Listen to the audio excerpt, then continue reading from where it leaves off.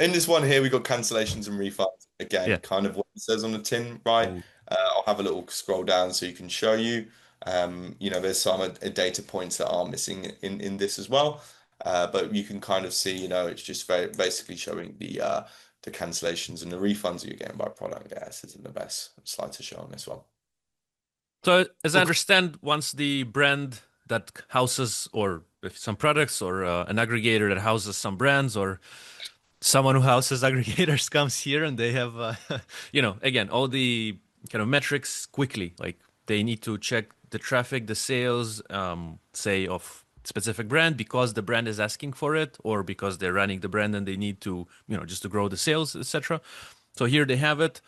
If the customer is maybe like the brand is like calling the agency like, hey guys, like I checked my seller account, I see some returns today. Hi, boom, like people go here, check, da da da. They kind of share it with the customer. Also, we can download these, right? These can be downloadable. So then let's say we Spot can on. like, yeah, hey man, we can get on a call. I'll present it to you. Boom, one, two, three. Here's what's Yeah. up. Like, so we're taking care of that. The customer's happy, and the kind of the aggregator keeps growing, or the agency kind of. Exactly. Yeah. And look, why, there might be like a one product that really stands out. You're getting loads of refunds for. Like, why are you getting so many refunds? Like, is that like a supply issue, right? Is there something wrong with all of Mm. those products that have been sent over? Like, I don't know, I haven't inspected them, right? Maybe that's something that I need to chase up, or perhaps it may be just something where I don't know, you get lots of damages in postage, right? Who Yeah, knows, yeah. right? There's different reasons it could be, but at least you can investigate it